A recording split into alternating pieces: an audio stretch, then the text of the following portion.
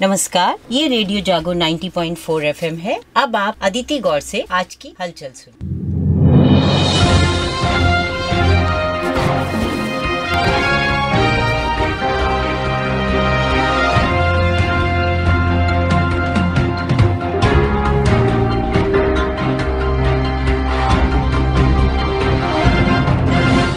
बुधवार को रामनवमी का पर्व पूरे देश में धूमधाम से मनाया गया। चैत्र नवमी पर बुधवार दोपहर जन्मोत्सव के समय रामलला का तिलक भगवान भास्कर ने किया। आस्था और विज्ञान के संगम ने इस सूर्याभिषेक को सार्थक किया है और इस ऐतिहासिक पल का सीधा प्रसारण दूरदर्शन के माध्यम से पूरे विश्व में किया गया। प्रधानमंत्री नरेंद्र मोदी ने कहा, राम मंदिर बनाने के बाद पहली रामनवमी है और देश अतुलनीय आनंद में है। मुख्यमंत्री योगी आदित्यनाथ ने कहा कि मर्यादा पुरुषोत्तम भगवान श्री राम के आदर्श हजारों वर्ष बाद आज भी उतने ही प्रासंगिक हैं जितने त्रेता युग में थे। हर क्षेत्र में स्थापित उनके आदर्श हमें पारिवारिक, सामाजिक और राष्ट्रीय कर्तव्यों के निर्वहन की प्रेरणा देते हैं। कल ही मां सिद्धिदात्री के पूजन और कन्या भोज के साथ चैत्र नवरात्रि का उत्सव भी पूर्ण हुआ। लोकसभा चुनाव के पहले चरण के मतदान का चुनाव प्रचार बुधवार शाम थम गया है। पहले चरण का मतदान 19 अप्रैल को सुबह 7 बजे से शाम के 6 बजे तक होगा। चौथे चरण की 8 लोकसभा सीटों के लिए कड़ी सुरक्षा के बीच गुरुवार से नामांकन शुरू होंगे। इस चरण में कानपुर, हरदोई, मिश्रिक, उन्नाव, फर्रुखाबाद, इटावा, कन्नौज और अकबरपुर लोकसभा सीटों के लिए नामांकन की तैयारियां पूरी हो गई हैं। इन सीटों पर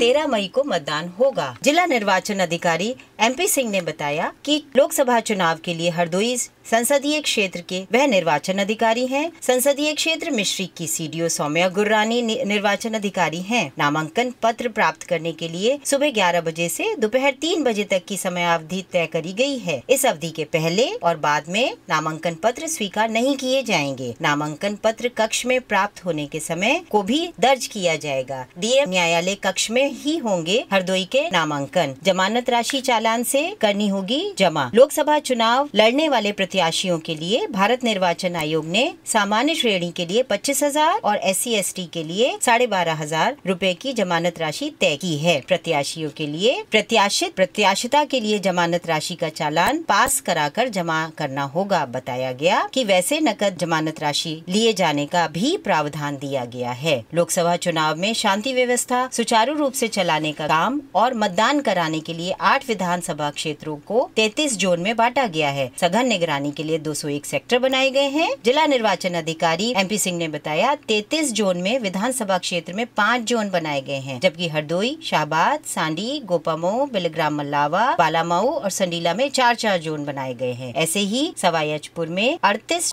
शाहबाद में 23, हरदोई में 20, गोपामऊ में 25, सांडी बिलग्राम मल्लावा में 23, बालामऊ में 24 और संडीला में 25 सेक्टर बनाए गए हैं। सभी में जोनल और सेक्टर मजिस्ट्रेट की ड्यूटी लगी है। आयोग भी मतदान पर पूरी नजर रखेगा। लोकसभा चुनाव के लिए 13 मई को होने वाले मतदान की निगरानी के लिए प्रशासन ने बंदोबस्त किए हैं। इसी के साथ भारत निर्वाचन आयोग और मुख्य निर्वाचन अधिकारी कार्यालय की भी नजर रहेगी। इसे लेकर जिला निर्वाचन अधिकारी MP सिंह ने बताया कि इसके लिए मतदान केंद्रों पर वेबकास्टिंग की व्यवस्था की जा रही है। वेबकास्टिंग के लिए मतदान केंद्रों को चिन्हित कराया जा रहा है। इन केंद्रों पर माइक्रो ऑब्जर्वर की भी ड्यूटी लगाई जा रही है। इन केंद्रों पर विशेष नजर रखी जाएगी। उन्होंने सभी को मतदान करने के लिए प्रेरित किया। कहा कि सब लोग मतदान जरूर करेंगे। लोकसभा चुनाव की अधिसूचना के साथ ही आदर्श आचार संहिता भी प्रभावी हो गई है। प्रत्याशियों ने रात 10 बजे से सुबह 6 बजे के मध्य लाउड स्पीकर आदि से प्रचार किया तो कार्रवाई तय है। प्रत्याशियों की ओर से चुनाव प्रचार से पहले अनुमति भी लेनी होगी। लाउड स्पीकर, साउंड सिस्टम आदि से प्रचार के लिए सुबह 6 बजे से रात 10 बजे तक की ही अनुमति मिल सकेगी। रात 10 बजे के बाद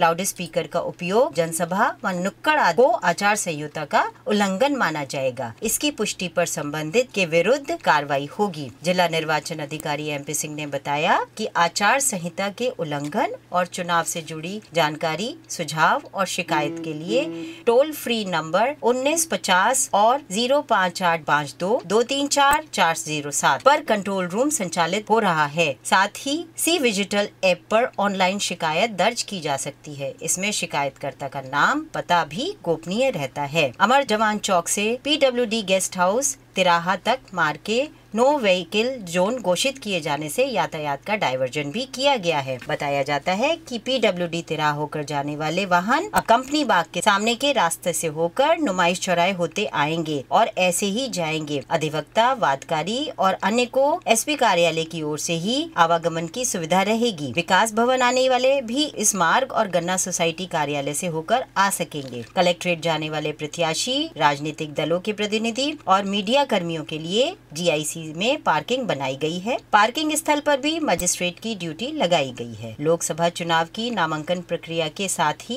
अब जुलूस, वाहन रैली आदि भी निकलनी शुरू हो जाएंगी। बताया कि बिना अनुमति के जुलूस नहीं निकाला जा सकेगा। एक जुलूस में 10 से अधिक वाहनों के प्रयोग की अनुमति नहीं दी जाएगी। 10 से अधिक वाहन होने पर कार्रवाई होगी। जुलूस, सभा आदि की वीडियोग्राफी भी जारी की जाएगी। नामांकन प्रक्रिया शुरू होते ही स्टैटिक सर्विलांस टीम भी बृहस्पतिवार सुबह से काम करना शुरू कर देगी। जिला निर्वाचन अधिकारी ने बताया कि 8 विधानसभा क्षेत्रों में 72 एसएसटी लगाई गई हैं। इसी के साथ 72 उड़ान दस्तों की टीम पहले से ही काम कर रही है। एसएसटी वाहनों की जांच पड़ताल कर चुनाव में धन, बल, शराब आदि के दुरुपयोग की निगरानी करेंगी। एक विधानसभा क्षेत्र में 9 टीमों को लगाया गया है। इसमें 3-3 टीमें चिन्हित स्थलों पर जांच पड़ताल करेंगी। लोकसभा चुनाव के मद्देनजर अब तक 56,000 लोगों को 107/16 के तहत नोटिस जारी किया गया है। इसमें से 27,000 लोगों को पाबंद भी किया गया है। एसपी केसी गोस्वामी ने चुनाव के मद्देनजर तैयारियां तेज कर दी। वे हर बिंदु पर सक्रिय रहकर निगरानी कर रहे हैं। इसके साथ ही हरदोई और मिश्रिक लोकसभा क्षेत्र से नामांकन दाखिल होने की प्रक्रिया आज से शुरू हो गई है, लेकिन बुधवार रात तक भी बहुजन समाजवादी पार्टी ने दोनों ही लोकसभा क्षेत्रों से कोई प्रत्याशी अभी तक घोषित नहीं किया गया है। पार्टी से जुड़े विश्वस्त सूत्र बताते हैं कि प्रत्याशी का चयन हो गया है और दोनों ही सीट के प्रत्याशी सीधे नामांकन करने के लिए आएंगे। यूपी बोर्ड परीक्षा परिणाम हाई स्कूल और इंटरमीडिएट दोनों परीक्षाओं के लिए अगले सप्ताह आ सकता है। अगले सप्ताह 55 लाख से अधिक परीक्षार्थियों का परिणाम घोषित करने की तैयारियां लगभग पूरी हो गई हैं। मूल्यांकन पूरा होने के बाद बोर्ड परीक्षा की उत्तर पुस्तिकाएं बोर्ड के प्रयागराज, वाराणसी, मेरठ, बरेली और गोरखपुर स्थित 5 क्षेत्रीय कार्यालयों में भेज दी जाएगी। संयुक्त राष्ट्र जनसंख्या कोष UNFPA की विश्व जनसंख्या स्थिति 2024 की रिपोर्ट जारी हुई है। इस रिपोर्ट के तहत भारत की आबादी 144.17 करोड़ तक पहुंच गई है। जनसंख्या का यह आंकड़ा 77 वर्ष में दोगुना हुआ है। खास बात यह है कि हर 10 में से 7 भारतीय युवा श्रेणी में आता है। 15 से 64 आयु वर्ग वाले 68% हैं और दुनिया में अनुमानित आबादी के साथ भारत सबसे आगे है, जबकि चीन 142.5 करोड़ के साथ दूसरे स्थान पर है। 2011 में हुई पिछली जनगणना में भारत की आबादी 121 करोड़ थी। अधिक आबादी से फायदा ये है कि देश बड़े बाजार के तौर पर स्थापित होता है, जिससे निवेश बढ़ता है। मानव संसाधन की अधिकता देश के लिए साधन बन जाती है, लेकिन नुकसान भी बहुत है। अधिक आबादी के लिए प्राकृतिक संसाधनों का असीमित दोहन सभी लोगों के लिए रोजगार मौके उपलब्ध कराना नामुमकिन है। रेल टिकटों का रिफंड 24 घंटे के अंदर सुनिश्चित होगा। सुपर ऐप भी लॉन्च होगा। लोकसभा चुनाव के बाद नई सरकार के लिए रेलवे ने 100 दिन की योजना तैयार कर ली है। इसमें 24 घंटे में टिकट रिफंड, विभिन्न सुविधाओं के लिए सुपर ऐप, 3 इकोनॉमिक कॉरिडोर और स्लीपर वंदे भारत ट्रेन जैसे यात्री अनुकूल कदम शामिल हैं। उत्तर प्रदेश में पर्यटन को बढ़ावा देने के लिए पर्यटन विभाग ने पुराने महल, हवेलियों और धरोहरों को हेरिटेज होटल के रूप में विकसित करवाने की योजना पर काम तेज कर दिया है। विभाग की कोशिश है कि अगले वर्ष